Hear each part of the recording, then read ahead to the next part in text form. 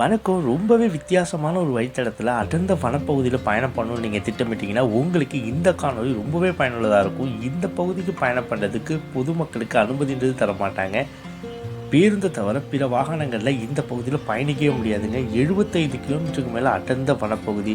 நிறைய இடங்களில் உங்களால் ஆறுங்க, அருவிங்கன்னு இயற்கை காட்சிக்கு பஞ்சமே இல்லாத ஒரு சொர்க்கத்துக்கு தாங்க இன்றைக்கி நம்ம பயணம் பண்ணியிருக்கோம். இந்த பகுதி எங்கே அமைஞ்சிருக்கு, இதுக்கு நம்ம எப்படி போகலாம், எல்லாத்தையும் வாங்க காணொலிக்குள்ளே போயிட்டு பார்ப்போம். நான் உங்கள் நவீன், வாங்க இங்கே கூட சேர்ந்து பயணிக்கலாம்.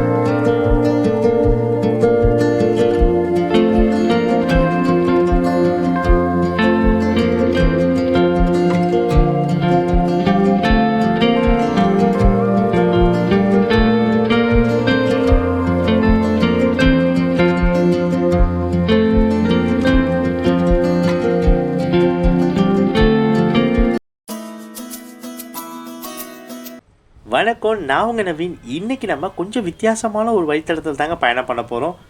ஆனால் நம்ம ஆரம்பிக்கிற இடமா இருக்கட்டும், போகிற இடமா இருக்கட்டும், நம்மளுக்கு நிறைய பேருக்கு தெரிஞ்ச இடம் தாங்க. இப்போ நம்ம இருக்கக்கூடிய இடமானது புனலூருங்க. பேருந்து சரியான கூட்டம். நமக்கு பின்னாடி இருக்கையில் தான் இடமே கிடச்சிருக்கு. புனலூர்லேருந்து சரியாக 1:30க்கு நம்மளோட பயணத்தை ஆரம்பிச்சிருக்கோங்க. இன்றைக்கி நம்ம எங்கே பயணிக்க போகிறோம் அப்படின்னா செங்கோட்டை வரைக்கும் பயணம் பண்ண போகிறோம். ஆனால் நம்ம போகக்கூடிய பாதை அப்படின்றது ரொம்ப ரொம்ப பயங்கரமான ஒரு பாதைங்க. அது என்ன வழித்தடம் எல்லாத்தையும் நான் சொல்கிறேன்.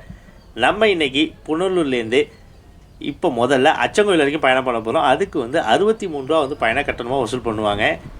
இந்த பாலம் ரொம்ப ரொம்ப சூப்பராக இருக்குங்க. இந்த புனலூரை தாண்டப்ப இந்த பாலத்தை பார்க்குறதுக்கு அந்த காலத்தில் ஆங்கிலேயர் காலத்தில் இருக்கும் இல்லைங்களா, அந்த பாலம் மாதிரியே இருக்கும். அந்த காலத்தில் கட்டின பாலம் தாங்க சொல்லுவாங்க. நம்ம இப்போ புனலூர்லேருந்து அச்சங்கோயில் போகக்கூடிய சாலையில் திரும்பிட்டோங்க. கரவூர் அப்படின்னு சொல்லக்கூடிய பாதை வழியாக நம்ம பயணம் பண்ணி அச்சங்கோயில் போவோம். அச்சங்கோயிலேருந்து திரும்ப நம்ம செங்கோட்டைக்கு பயணம் பண்ண போகிறோம். இப்போ நம்ம பயணம் பண்ணக்கூடிய இந்த வழித்தடம் அப்படின்றது கூனி அப்படின்னு சொல்லுவாங்கங்க.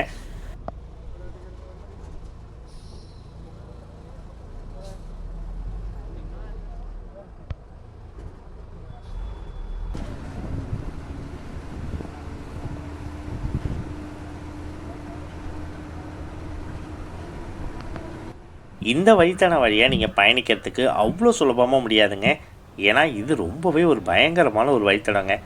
இந்த வழித்தடம் அப்படின்றது நமக்கு கவிக்காடு கேள்விப்பட்டிருப்பீங்க. அதுக்கு ரொம்பவே பக்கத்துலேயே இருக்கக்கூடிய ஒரு வழித்தடங்க இது. இங்கே வனவிலங்குகள் அச்சுறுத்தல் அப்படின்றது ரொம்ப ரொம்ப அதிகங்க.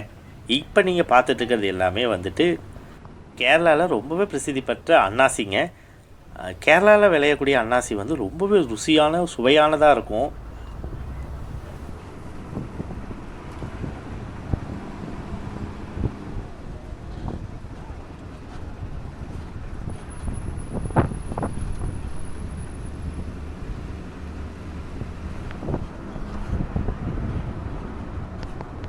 இங்கே விளையக்கூடிய ஏதோ ஒரு பயிர் தாங்க உள்ளே எடுத்துகிட்டு போனாங்க. ஆனால் அவங்க ஏதோ சொன்னாங்க, எனக்கு சரியாக தெரியலை.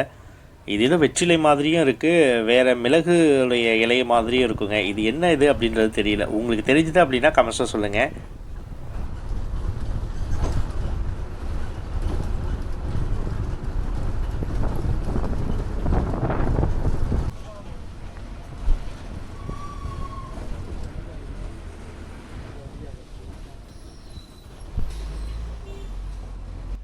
நமக்கு புனலூர்லேருந்து செங்கோட்டை போகணும் அப்படின்னா வழக்கமான பயணம் பண்ணுறது ஆரியங்காவு தென்மலை வழியாக தாங்க பயணம் பண்ணுவோம். இப்போ நம்ம பயணம் பண்ணுறோம் இல்லைங்களா, இந்த பகுதி வழியாக அனுமதி அப்படின்றது கொடுக்க மாட்டாங்க. பேருந்தில் மட்டும்தான் பயணம் பண்ண முடியும்.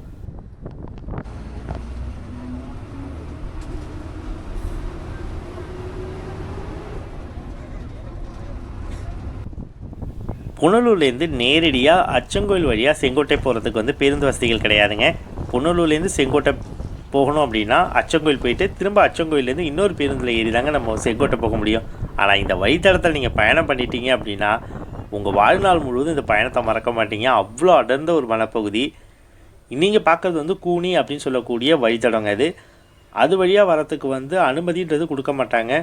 இருசக்கர வாகனங்கள்லாம் அனுமதி கேட்டிங்க அப்படின்னா கண்டிப்பாக உங்களுக்கு வாய்ப்பு இல்லை. 4 சக்கர வாகனத்துக்கே வந்து அந்த பகுதியில் வந்து அனுமதின்றது தர மாட்டாங்கங்க. ஏன்னா முழுவதுமே வந்து பாதுகாக்கப்பட்ட வனப்பகுதிங்க அது.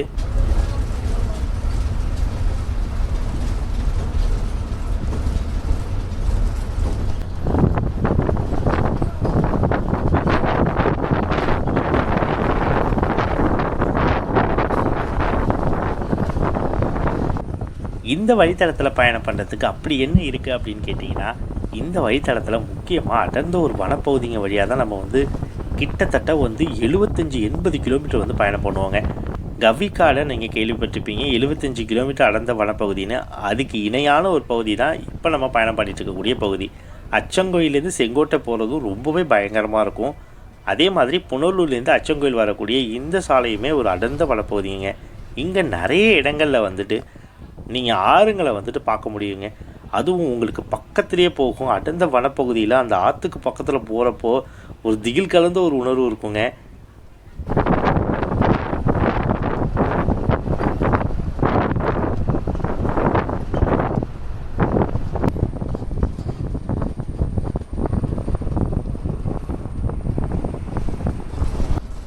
பேருந்து சரியான கூட்டங்க. நமக்கு முன்னாடி இருக்கிற இடம் கிடைக்குமான்னு பார்த்தோம், கிடைக்கவே இல்லை. இந்த இடத்துட்டெல்லாம் பாருங்களேன் எவ்வளோ அழகாக இருக்குன்னு. இப்போ நம்ம பயணம் பண்ணிகிட்டு இருக்கிறது பருவமழை ஆரம்பிக்கிற நாள் அன்றைக்கி பயணம் பண்ணிகிட்ருக்கோம். அப்பயே வந்துட்டு இந்த ஆற்றுல எந்த அளவுக்கு தண்ணி போகுதுன்னு. நிறைய இடங்களில் வந்துட்டு இங்கே வெள்ளப்பெருக்கெல்லாம் ஏற்படுங்க. பருவமழைலாம் வரப்போ பயங்கரமாக இருக்கும்னு சொல்கிறாங்க இந்த பகுதியை.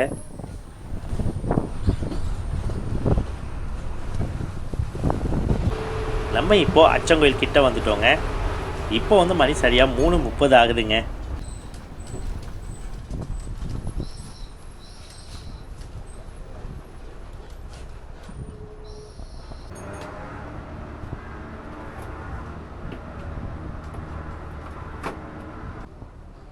நம்ம இப்போ அச்சங்கோயில் வந்துட்டோங்க. இந்த கோயில் ரொம்ப ரொம்ப பிரசித்தி பெற்ற ஒரு கோயிலுங்க கேரளா மாநிலத்தில். இதுக்கப்புறம் நமக்கு இன்னொரு பேருந்தில் தான் பயணம் பண்ணி செங்கோட்டை போவோம். இப்போ நமக்கு வந்து மணி 3:30 ஆகுதுங்களா. திரும்ப வந்துட்டு நமக்கான பேருந்து வந்து 5 மணிக்கெலாம் இங்கே வந்துடுங்க. 5 மணிக்கு வந்ததுன்னா அந்த பேருந்தில் பயணம் பண்ணி செங்கோட்டை போவோங்க.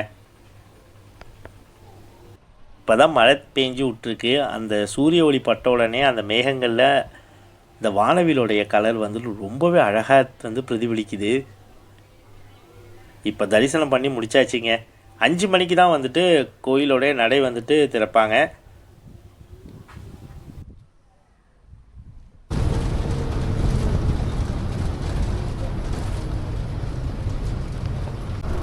அடுத்த பயணமான அச்சங்கோயிலேருந்து செங்கோட்டைக்கு நம்மளோட பயணத்தை ஆரம்பித்தாச்சுங்க. இப்போ மணி சரியாக 5:30 ஆகுது. இங்கேருந்து இன்னும் ஒரு மணி நேரத்தில் வந்து நம்ம பயணம் பண்ணி செங்கோட்டை போயிடலாம். இந்த பகுதியில் நிறைய கொண்டை ஊசி விளைவுகள்லாம் நம்மளால் பார்க்க முடியும்.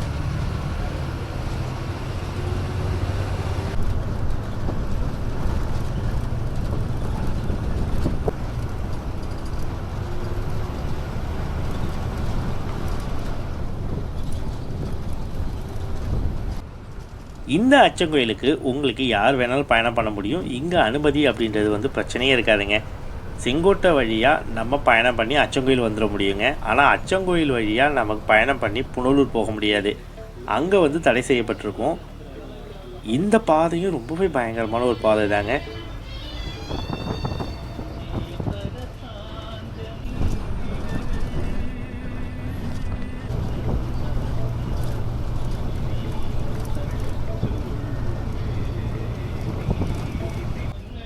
புனலூர்லேருந்து நம்ம அச்சங்கோயில் வழியாக செங்கோட்டை போகிறதுக்கு கிட்டத்தட்ட வந்து 70-80 ஓடைகளை வந்து நம்ம கடந்து தான் வந்து பயணம் பண்ணுவோம். ஒரு சில ஓடைகள்லாம் வந்துட்டு சாலைக்கு மேலேயே வந்துட்டு போகும் மழை காலங்களில்.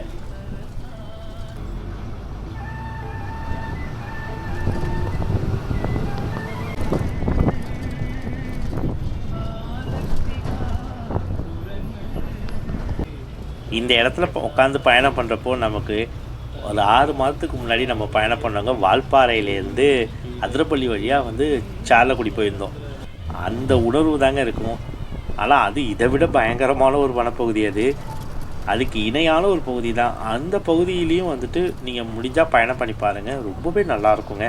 ஒரு நாளைக்கு மொத்தமாகவே 2, 3 பேருந்துகள் மட்டும்தான் இருக்குது. அதுவும் வந்து தனியார் பேருந்துகள் மட்டும்தாங்க இருக்குது.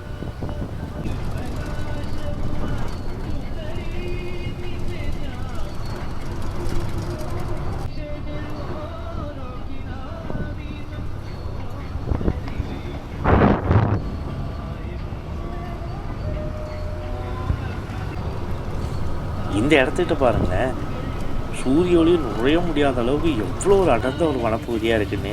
அதிகமான கொட்டை ஊசி வளைவுகள்லாம் இருக்குங்க. அதுவும் ரொம்பவே ஆபத்தான கொட்டை ஊசி வளைவுகளாக இருக்கும்.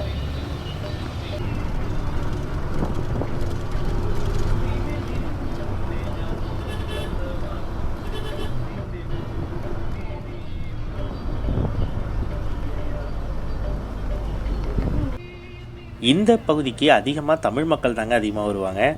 அதுவும் செங்கோட்டை வரவங்க நிறைய பேர் வந்துட்டு வரதில்லைங்க. ஒரு சில பேர் இங்கே தெரிஞ்சவங்க மட்டும்தான் இந்த பகுதிக்கு வராங்க. நீங்கள் செங்கோட்டை, அதாவது குற்றாலம் இங்கெல்லாம் வரீங்க அப்படின்னா கண்டிப்பாக அச்சங்கோயில், ரோஸ்மாலா இதுக்கு முன்னாடி நம்ம காணொலி பதிவிட்டோம். அந்த காணொலியை நீங்கள் பார்க்கல அப்படின்னா டிஸ்கிரிப்ஷனில் கொடுக்குறேங்க, மறக்காமல் பாருங்கள். அந்த பகுதிக்கெல்லாம் வந்து பாருங்கள், ரொம்பவே நல்லாயிருக்குங்க.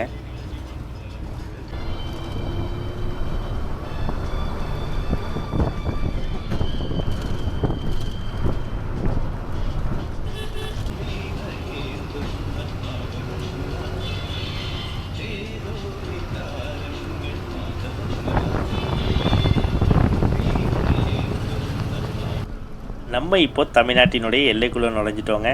கேரளா மாநிலத்தில் நிறைய மரங்களை வந்துட்டு சாலை ஓரங்களில் வந்து வெட்டியிருக்காங்க.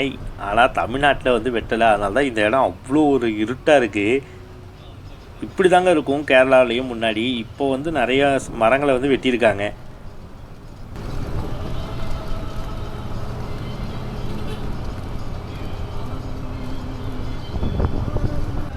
நீங்கள் அச்சங்கோயில் வரணும் அப்படின்னா உங்களுக்கு தங்கும் விடுதிகள்லாம் இந்த பகுதிகளில் இருக்குங்க.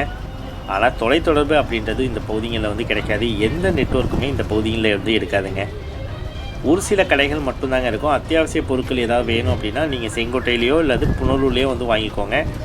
இந்த பேருந்துகள் மூலயமா இந்த பகுதிகளை நீங்கள் சுற்றி பார்க்கணும் அப்படின்னா நான் உங்களுக்கு வந்துட்டு பேருந்துகளுடைய அட்டவணை எல்லாத்தையுமே நான் உங்களுக்கு வந்து டிஸ்கிரிப்ஷனில் கொடுக்குறேங்க. அதை வந்து பயன்படுத்தி வாங்க.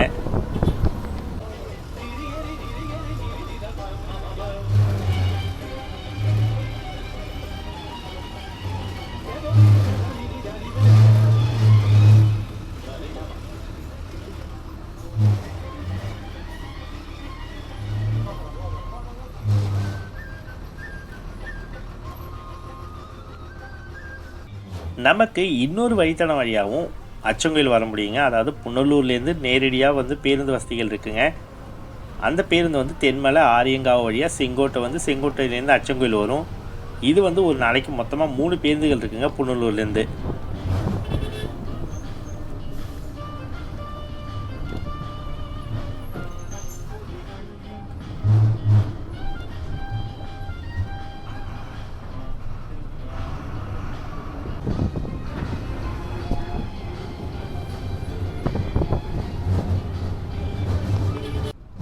நம்ம இப்போது மேக்கரை அப்படின்னு சொல்லக்கூடிய பகுதிக்கு பக்கத்தில் வந்துட்டோங்க. இங்கே வந்து ஒரு அணை இருக்குங்க.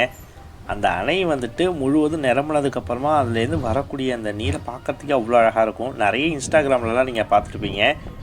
பருவமழை இப்போ தான் தொடங்கியிருக்குங்க. இன்னும் கொஞ்சம் நாளைக்கு அப்புறம் நம்ம செங்கோட்டை வந்தோம் அப்படின்னா அந்த பகுதியை நம்ம பார்ப்போம்.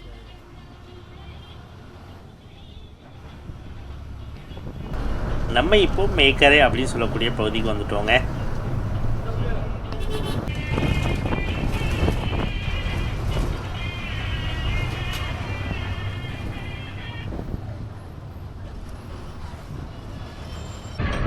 செங்கோட்டை கிட்ட வந்துட்டோம். சரியான மழை பெஞ்சிட்ருக்குங்க. இப்போ நம்ம பயணம் பண்ணுற பேருந்தானது அச்சங்கோயிலேருந்து இப்போ புனலூர் போகுதுங்க. செங்கோட்டை வந்துட்டு செங்கோட்டையிலேருந்து இப்போ புனலூர்லேருந்து வந்து பேருந்து போயிடும்.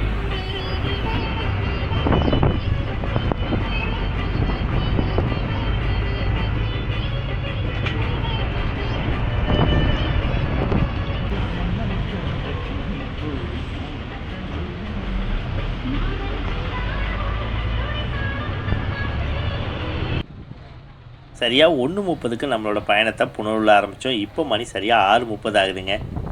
இந்த பயணம் உங்களுக்கு பிடிச்சிருக்கும்னு நினைக்கிறேன். இது சம்மந்தமான ஏதாவது கேள்வி இருந்தது அப்படின்னா கண்டிப்பாக நீங்கள் கமெண்ட்ஸில் சொல்லுங்கள். நான் உங்களுக்கு எல்லாத்தையும் விளக்கமாக சொல்கிறேன் எந்த நேரம் அப்படின்றத. ஓகேங்க, இந்த காணொலியை நான் இதோட வெயிட் பண்ணிக்கிறேன். வேறு ஒரு இன்ஸ்டாகிராம் வீடியோவில் நான் உங்களை மீட் பண்ணுறேன். நான் உங்கள் நவீன். என் வீடியோ உங்களுக்கு பிடிச்சது அப்படின்னா சப்ஸ்கிரைப் பண்ணி ஷேர் பண்ணுங்கள். Have a nice டேங்க.